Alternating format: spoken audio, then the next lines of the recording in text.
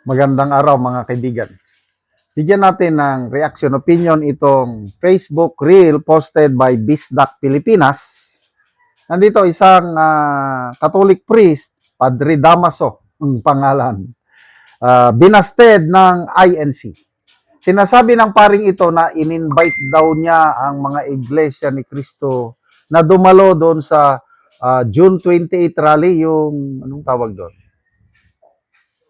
White Ribbon March ba yun? Nasabi niya, in-invite niya. Kailang, mayroong specific announcement ang iglesia na, hindi sila dadalo sa rally na yun. Pinagmamayabang ng paring ito na in-invite niya ang iglesia ni Cristo. O ito, pakinggan natin Kasama po ba rito? Well, we invited them. Invited them. Hindi sila sumagot sa invite ninyo. Sabi nila, they will let them there. They will next stop kung sino mga kasapi nila. Kasama. So in other words, merong kanya-kanya. Pero sino yung mga sure na lang na grupo? Sino po yung mga sure na grupo na napapunta ko yung Rise of Progressive? Pero may mga Muslim from... Oo, may mga Muslim yan. Christian? Oo, tama. From the Protestant.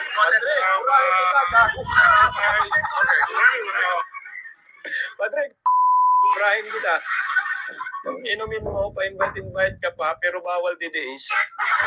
Sarap mo, Diyos ko, budol-budol. Pare ka, budol-budol ka.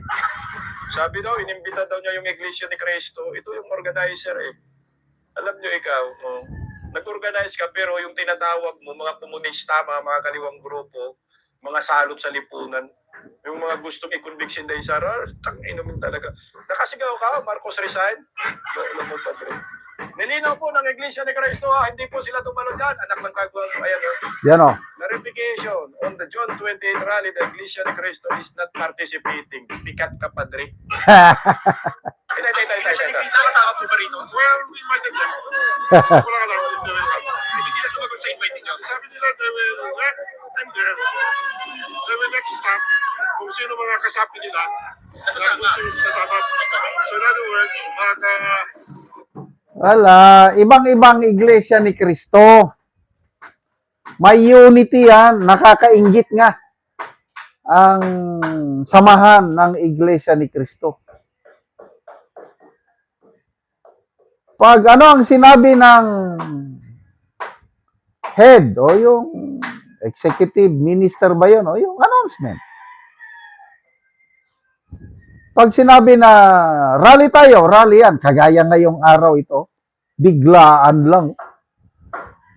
So yung June 28, 29 ba yun? Yung White Ribbon March? Nilangaw eh. Kukunti ang mga tao na nag-attend. Rally daw against corruption. Kailang bawal ang DDS. Hindi daw. Bakit ang mga DDS? Hindi ba kami galit sa korupsyon? Hindi ba kaming mga DDS kasama rin yung pera namin, yung taxes namin sa ninakaw? Tapos mag-rally kayo anti-corruption, ayaw nyong DDS? Anong ibig sabihin nun? Ibig sabihin, hindi tunay ang rally nyo kontra korupsyon, pakitang tao lang. So, sumigaw ba kayo ng against flood control na lalo na yung Blue Ribbon Committee hearing? Wala kayo. Tahimik kayo sa Blue Ribbon Committee hearing. Ang inyo lang, sigaw-sigaw lang, korupsyon, kailang walang pananagutan. Hindi katulad nitong Iglesia ni Cristo, very clear. Ituloy ang investigasyon sa Blue Ribbon. Yan ang tunay na panawagan. Kasi kung hanggang sali-salita lang yan, rally-rally, wala namang gagawing formal na investigation through the Blue Ribbon. Wala rin. So, napikat, kawawa, Padre Damaso na lang ang pangalan. So, antabayanan natin ang mga pangyayari ngayon dahil biglang nagrally ang Iglesia ni Cristo, hindi na agapan. Walang permit yan, ha? Bigla na lang nagpakita dyan at kaninang umaga, nasarhan ng traffic. Hindi na makadaan ang mga sakyanan. So, nagkagulo.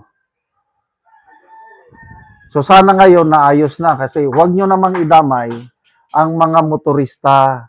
Maraming mga tao na may lakad, may appointment, may pupuntahan, magpagamot ba yan, magpa-interview. Eh kung sarhan ang EDSA, huwag naman. So, kailan ba talaga tutugon ang gobyernong ito na tunay na labanan ang korupsyon? Hanggang speech, hanggang sona na lang ba? Mahiya naman kayo! Magwa 1 year na. Anong nangyari after yung mahiya naman kayo speech? May napakulong na? Yes, meron din. Kailang, hindi naman mga mastermind. Sara Vizcaya, Jingo Estrada, Bong Revilla. Yun lang. Oh, may napakulong na medyo malaking isda. Si ex-DPWH Secretary Manuel Bunuan. Napakulong. Wow. Okay na yun sana. Eh ngayon, wala na naman. Gagawing state witness. I-drop o i-withdraw na. Iurong na ang kaso. Kasi state witness na ko, no? Kaya wala na akong tiwala sa gobyernong ito. Yung sabi nila na mahiya naman kayo. Kayo ang mahiya. Dahil hanggang salita lang ang inyong ginagawa. SONA is speech only, no action. Ang mga nakawan, saan nagsisimula? Di ba sa Kongreso? O nasaan si Martin Romualdez? Wala lang, nandyan lang. Nasaan si Saldico? Nandyan lang. Mga ibang kongresista, sinong nasampahan na ng kaso? Wala lang. Saldico lang, na nandun naman sa ibang bansa. Ang tinitira ay ang mga senador na nagsasalita laban sa korupsyon na gustong maimbestigan through Blue Ribbon. Yun ang tinatarget nila. Ang mga mastermind pinapabayaan. So ano, maniniwala ka pa ba kayo sa administrasyong ito? Mahiya naman kayo na speech? Ako wala na. Salamat mga kaibigan sa inyong pagsubaybay sa channel na ito. Nakakatulong kayo ng malaki sa tribong Talandig ng Bukidnon dahil ang sweldo natin sa channel na ito is pantulong sa tribo na mimigay tayo ng libreng yero at pako para makapagpatayo sila ng mas maayos na tirahan. Panoorin nyo ang video na ito. Ako diri sa balay ni Dadila Miling nga taga Masimag, Purok Dos, Tagbak, Talakak, Bukidnon. So mao na ni ang itsura sa iyang balay. So mao na ni siya ang among natabangan kay dagko na ang buslot sa iyang atop nga yero. So natabangan na siya og 8 ka di 8 nga yero.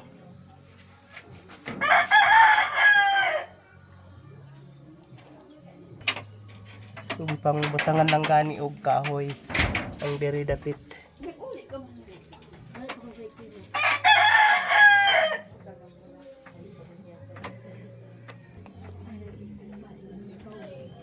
Og mao na ni ang ngero nga gitabang nga ilang iatot karon.